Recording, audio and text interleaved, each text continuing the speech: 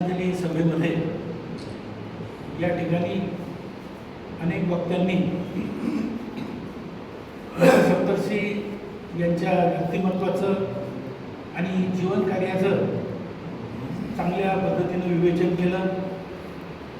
सद्यस्थितीमध्ये जे काही राजकीय सामाजिक वास्तव आहे त्याचे विविध पैलू अनेकांनी अधोरेखित केले। काहींनी डॉक्टर कुमार सप्तर्षी यांच्याशी संबंधित असलेल्या आपल्या आठवणीसुद्धा या ठिकाणी सांगितल्या। या निमित्ताने मी माझं मनोगत अगदी थोडक्यामध्ये व्यक्त करण्याचा प्रयत्न करतो आहे।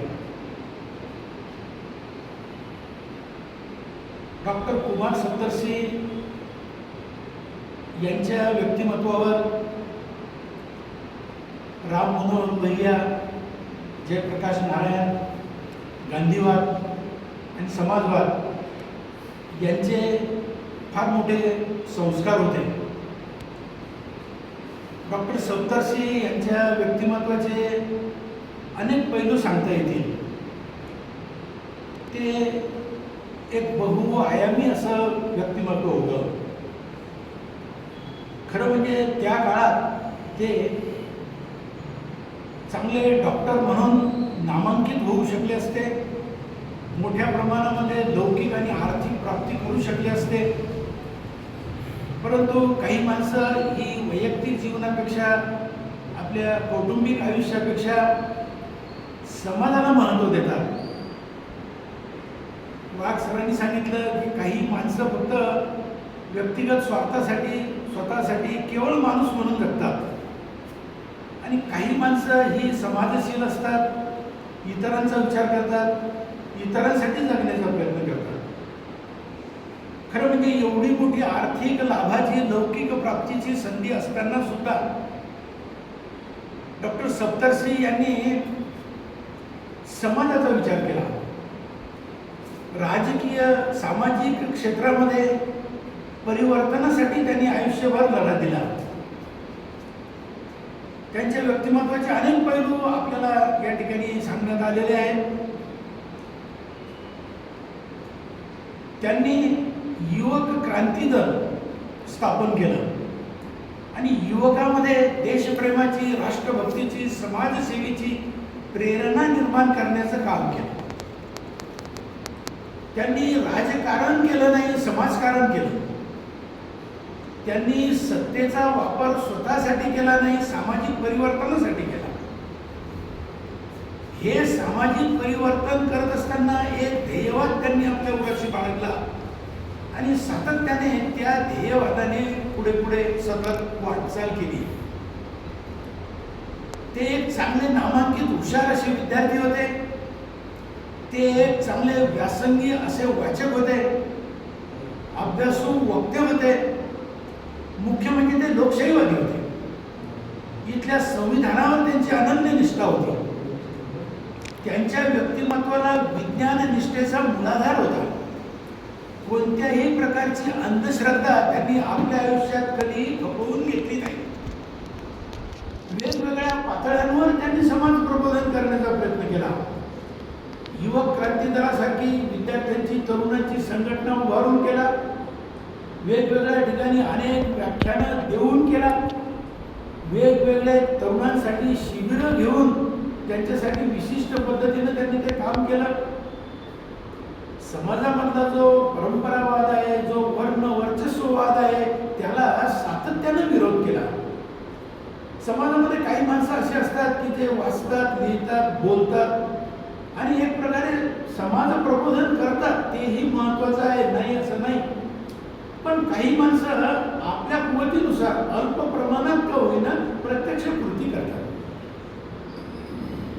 सप्तर्षींचं वैशिष्ट्य असं आहे की ते कृतीशील, परिवर्तनवादी समाज सुधारक होते आणि जिथे जिथे त्यांना अपप्रवृत्ती आढळल्या, अंधश्रद्धा आढळली, वर्ण वर्चस्ववाद आढळला, तिथे तिथे त्यांनी सक्रिय होऊन पुढाकार घेऊन त्याला विरोध केला।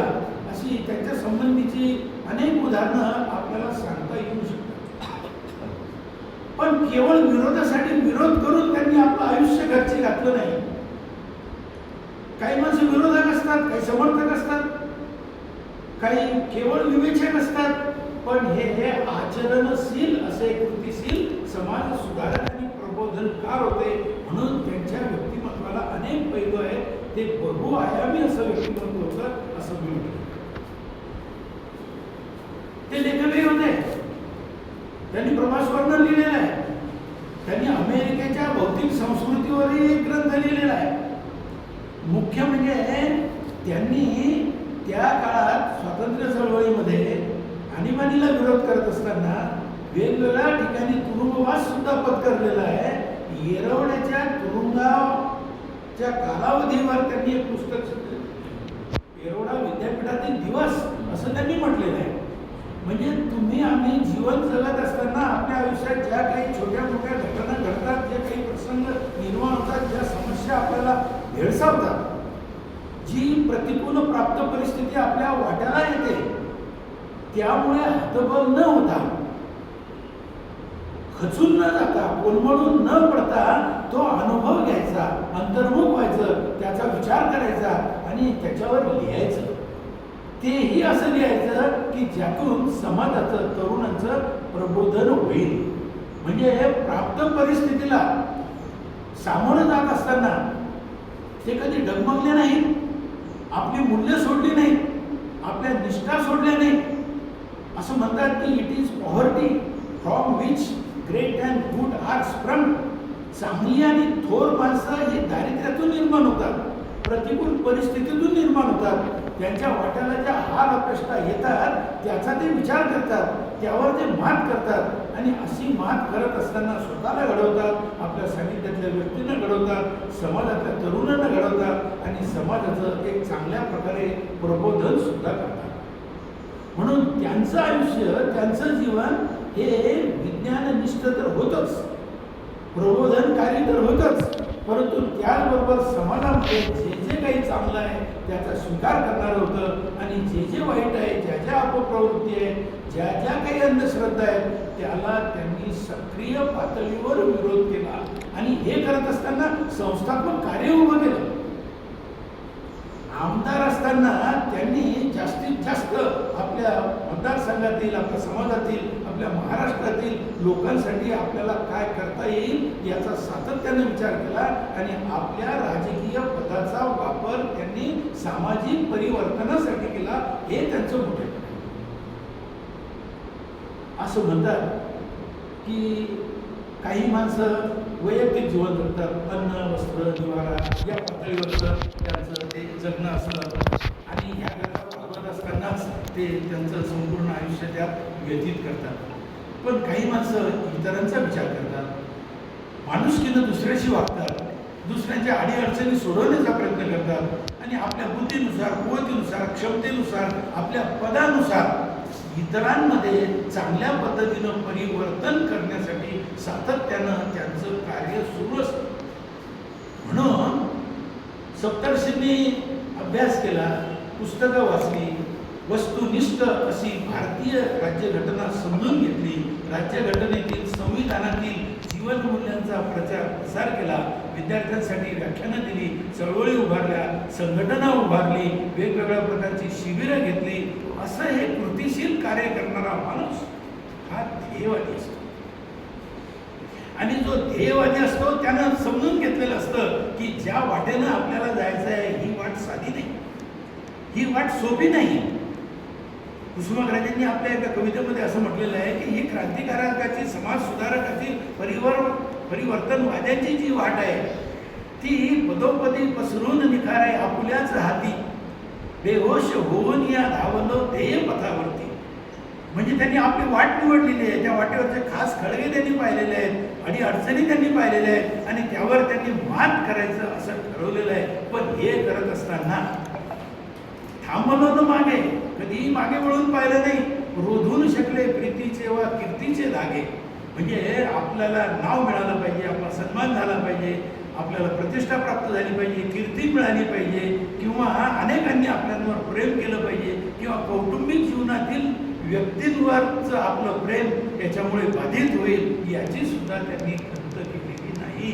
ध्येयवादी माणूस हा आपल्या ध्येयाशी प्रामाणिक असतो आणि अशी ध्येयवादी माणसं समाजामध्ये अत्यंत दुर्मिळ असतात.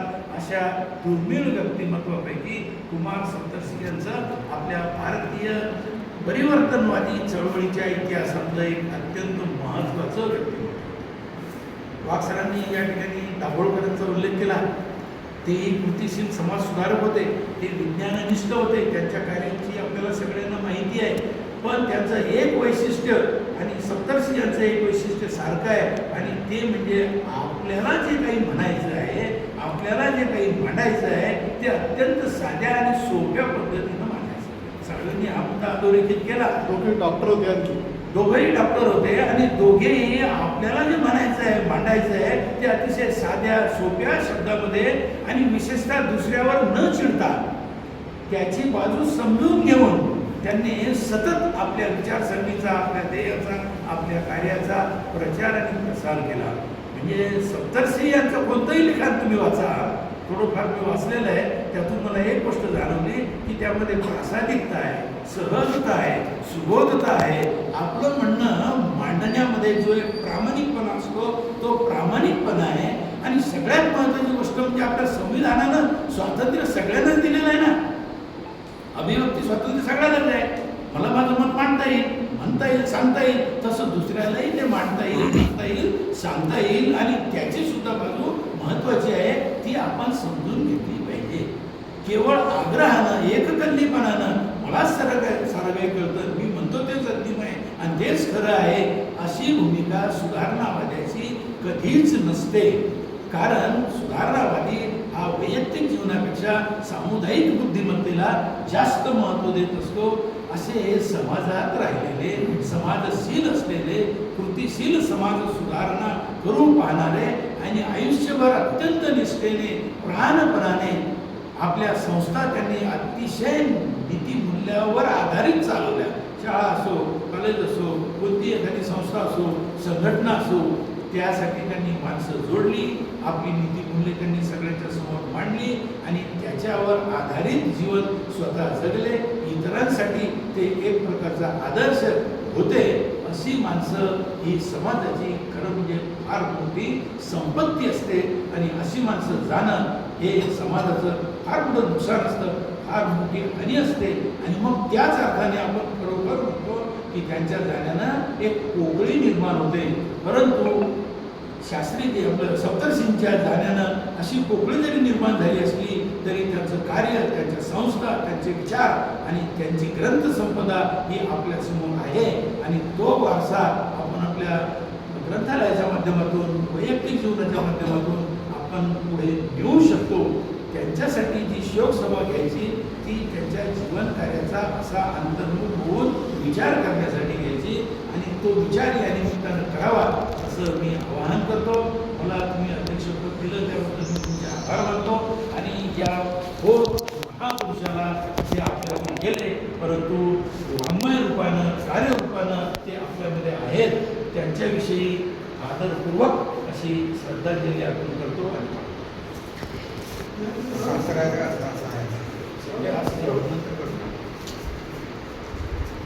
एक साथ सावधान